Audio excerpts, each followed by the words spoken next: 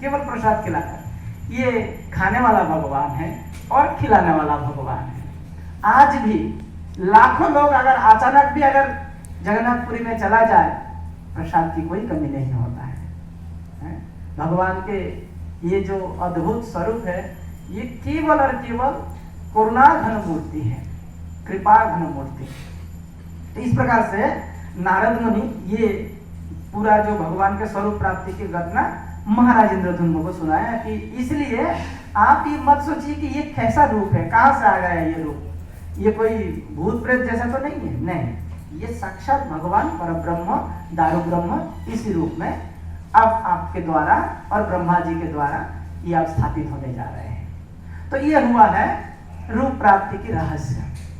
अब मैं बताने जाऊंगा रथ यात्रा की जो ट्रेडिशन वो कैसे बना, कि रथ यात्रा कब से शुरू हुआ। वैसे जो मुनि ऋषि विद्वानों के कहना है, लगभग 3 करोड़ 25 लाख वर्षों पहले से ये रथ यात्रा चल के आ रहे हैं जगन्नाथपुरी में।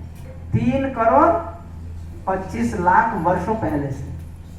सोचिए मतलब कितना सत्ययुग त्रेता युग द्वापर युग कितना कितना चला गया है, उस समय से ये रथ यात्रा चल रहे हैं।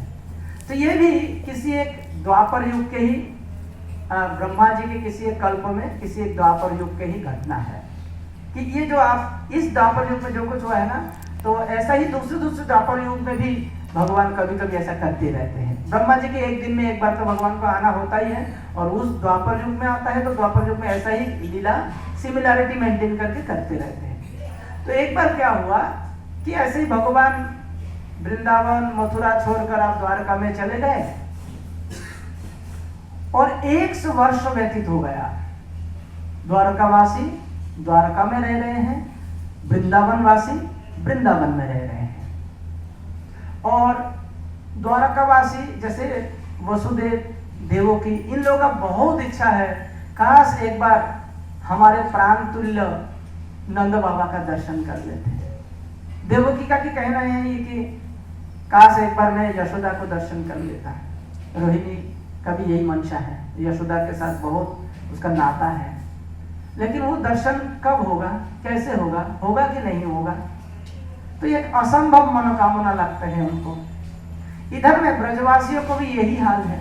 ये लोग भी कृष्ण की दर्शन, बलराम की दर्शन और वसुदेव का दर्शन, देवकी का दर्शन, रोहिणी का दर्शन, उग्रसेन का दर्शन और ये सब दर्शन करने के लिए बहुत आतुर थे। लेकिन क्या कभी पूरा होगा?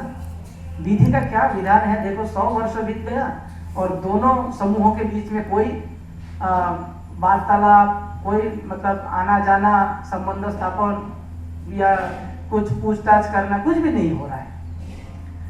तो अचानक इधर में भगवान श्री कृष्ण के मन में ये विचार आया कि एक विशेष सूर्य ग्रहण का दिन आ रहे हैं जिसमें कुरुक्षेत्र के समंत पंचक में सरोवर है। वहां पे अगर कोई वो सूर्य ग्रहण के दिन अगर स्नान करेगा, डुबकी लगाएगा, तो उसकी असंभव मनोकामना पूरा होता है। ये बात इधर में नंद बाबा को भी पता लग गया। तो नंद बाबा सारे ब्रजवासियों को प्रेरित करने लगे कि चलो चलो हम कुरुक्षेत्र में समंत पंचक के तट पर जाएंगे और हम वहां पे सरोवर में डुबकी लगा के अपनी